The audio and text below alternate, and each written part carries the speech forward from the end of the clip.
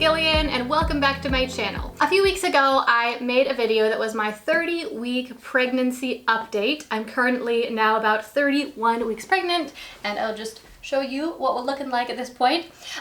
So in that video I was sharing about how my pregnancy was going so far and how much weight I'd gained so far and some different things like that. And I asked you guys if you wanted to see a video about how I'm staying fit and healthy while I'm pregnant, and a lot of you said that that was something that you'd be interested in. So that's what we're doing in today's video. I'm going to be sharing with you my exercise routine and my eating routine that is helping me not gain too much weight and stay more active and just generally feeling good. My exercise and eating routine is not very complex. I try to keep it as simple as possible, but this is my third pregnancy and I'm doing the same things this time around that I did for my second pregnancy, and they made a big difference. With the first pregnancy, I gained around 45 pounds. With the second pregnancy, I only gained a total of about 17 pounds. And you might think that that is, a huge difference and that maybe the baby was just smaller, but actually the babies were almost exactly the same size. They were only 2 ounces different. They were both around 7.5 pounds, but it was just a lot less weight that I gained. I gained less water weight and less fat, of course. So I'm doing the same things this time and it's been working really well so far. I'm at about 31 weeks now, and I just weighed myself this morning so that I could tell you guys exactly how much weight I had gained, because I kind of guessed in my last video because I haven't been weighing myself. But I weighed myself this morning. I have gained a total of about 16.5 pounds so far. If I do continue to gain a pound per week, as most people do toward the second half of their pregnancy, then I'll gain a total of about 25 pounds for the entire pregnancy. Although I will say that with my second pregnancy, when I gained less weight, after I hit about this point in the pregnancy, I basically stopped gaining weight. I might have gained maybe 2 more pounds after that, but I pretty much plateaued. So I don't know what will happen this time, but even if I do gain a pound every week, 25 pounds is a really good place to end up. Okay, so I think that that's enough of an intro. Let's get on into exactly what I'm doing to stay fit and healthy while I'm pregnant. So let's talk about exercise first, because that is the much shorter part of this process.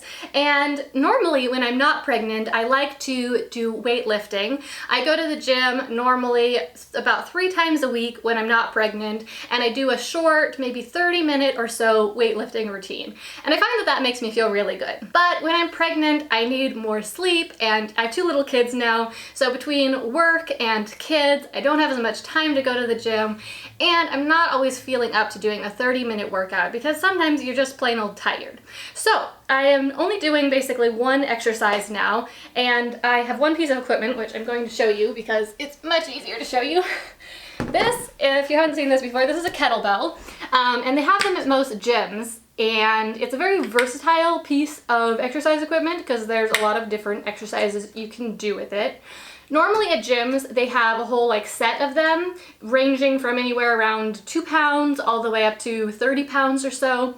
This one is an adjustable kettlebell that I got off Amazon a couple years ago, and it actually opens up on the side here, and there's this pin that you can move that comes out, and you can put it in different places, and there's weights inside of it, and it makes it so more or less weight can be inside of it. So for example, if you put it all the way up at the top here, then only one of the weights is held, and so when you pick it up, there's a whole stack of weights there. But that's basically how it works.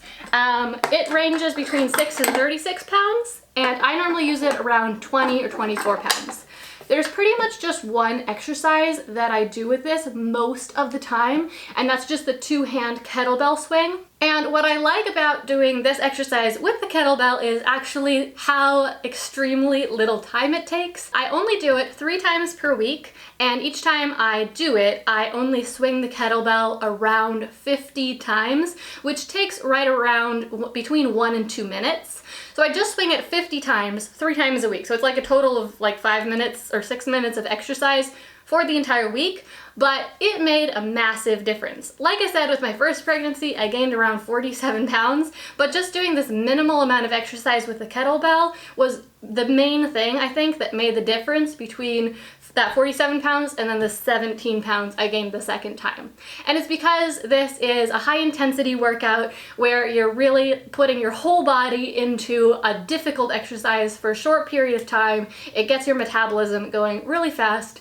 And there's a lot of science behind this that shows that this also burns the most calories per minute of any exercise you can do. Okay, so the kettlebell is literally all I do for exercise. Like I said, it's very minimal. But so now let's go on and talk about what I'm eating, because obviously what you're eating is a very important part of staying fit and healthy. In fact, it's definitely more important than any exercise that you're doing or not doing. So I do not follow any specific type of diet, and I do not count calories or even count macros. I have tried all of those things in the past, and I just found that no matter which system I use, it led me to being much too obsessive about my eating and thinking about my eating way too much and feeling restricted, even if it was not a restrictive diet plan, even if it allowed me to eat a lot or to eat a lot of different things. I felt restricted, and it made me think about food way too much and want to like binge eat different things. And so I don't follow any routine or any type of diet like that at this point, but I do have 5 tips that I want to share with you that are kind of the general guidelines or things that I try to do with my diet that have had a big impact on how healthy I eat and the results that I get with my body. Okay, so the first tip I've got for you is probably the most important, and it's basically that it's easier to make good decisions in the grocery store than it is in the kitchen. Eating healthy takes willpower, especially when you are looking in your fridge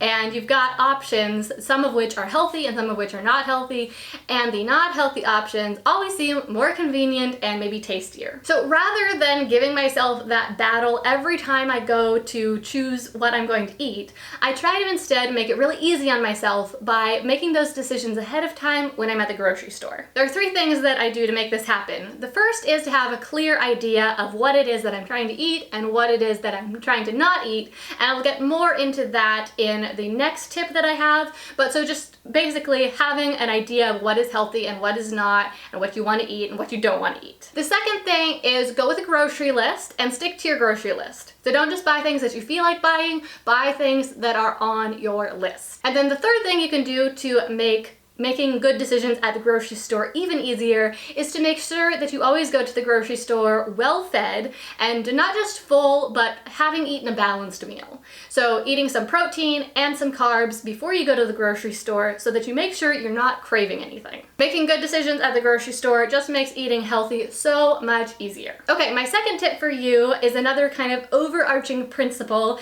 and this is the only sort of diet that I follow, and that is to focus on eating whole foods. Now, whole foods are just any food that hasn't been processed. Different people would define this slightly differently, I guess. Obviously, apples and bananas and broccoli and eggs are all whole foods. Bread definitely would not be a whole food, but flour is up for debate because it only has one ingredient, but it has been somewhat processed. Personally, I think it's best to eat as minimally processed foods as possible, but I do tend to buy still some processed ingredients, such as flour, and then make things myself for me and my family to eat. Now, when I say I follow a whole foods diet, I do not mean that I only eat whole foods. I really mean that I only buy whole foods, because after I buy them and I bring them home, I definitely process them by preparing them and turning them into something else. Now, not only are whole foods healthier for you to eat because they almost always contain more fiber and they don't have anything weird added to them, I've also found that I'm just much less likely to overeat them. While it's easy to sit and snack on a bag of potato chips and before you know it, the whole bag is gone and you've consumed 2,000 calories, it's a lot harder to accidentally overeat apples or raw vegetables. So like I said, this isn't a hard and fast rule. I definitely eat some things that are not whole foods, but when I go to the grocery store, I try to buy mostly whole foods. My third tip sounds super easy and like everyone would do this, of course, but I know that I didn't until I got intentional about it, and it's simply to eat when you're hungry and stop when you're full. A few years ago, I was a little bit overweight and I decided that I wanted to lose some weight, and so I started trying some different diets, and like I mentioned, that didn't go so well. I ended up feeling really restricted, and it got into this really bad cycle of me restricting myself and then overeating and then restricting myself and overeating over and over again. And so I wasn't following this rule at all. I wasn't eating when I was hungry because I thought that I needed to eat less so that I could lose the weight, and then that meant that when I did eat, I ate way too much, or I would eat when I wasn't even hungry just because I was feeling restricted or because I had starved myself before. I've also not followed this rule in the past when I was eating simply because I was bored. I feel like I did this when I was a lot less busy and I wasn't running my own business, like back when I was in college and I was just wasting time watching TV or just not really doing anything, and I needed to fill my time, and so I would just snack to fill my time. So now whenever I think about eating, I ask myself, am I hungry? And then I try to get really clear on what I'm hungry for. Do I need protein? Do I need carbs? Do I need fat? Or some combination of those things? And choose a healthy option that will satisfy whatever that craving or that need is. So it might be, protein or carbs, something like that. Or it might be I want to eat something sweet, or I want to eat savory or salty or sour, and then I try to find a healthy option that will make me feel satisfied. The fourth principle that I follow is to not drink calories, at least not while I'm eating. So sometimes I do choose to drink something that has calories, like a smoothie or even a coffee drink or something like that,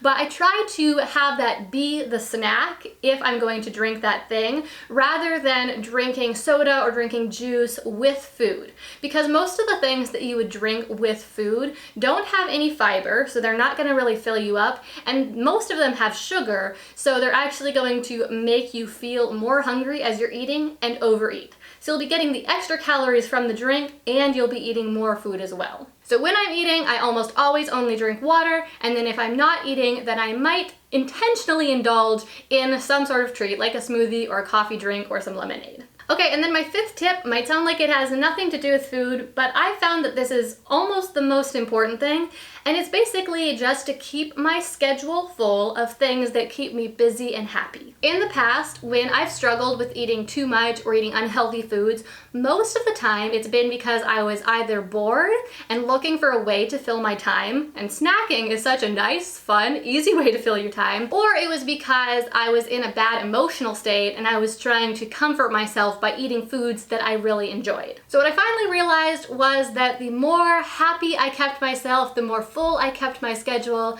of things that really made me enjoy life, things that I enjoyed doing, the less I felt the need to eat to satisfy myself. Okay, so just to recap, the 5 tips that I have for eating healthy and the things that have allowed me to stay fit and healthy while I'm pregnant are: 1, to make good decisions in the kitchen, not in the grocery store. 2, focus on eating whole foods. 3, eat when you're hungry and stop when you're full. 4, don't drink calories, at least not while you're eating. And then 5, keep your schedule full of things that keep you busy and happy and enjoying life. Okay, well that brings us to the end of today's video. If you enjoyed this, then I think you'll really enjoy the other videos that I make on this channel, all about personal development and success. So please hit that subscribe button right over there so you don't miss my next video, because I make 2 videos every single week. And then after you subscribe, you can click over here to watch a video all about how to be happy and enjoy life, which I think you'll get a lot out of as well. That's all I've got for you today. Again, my name is Gillian Perkins, and thank you so much for joining me for today's video.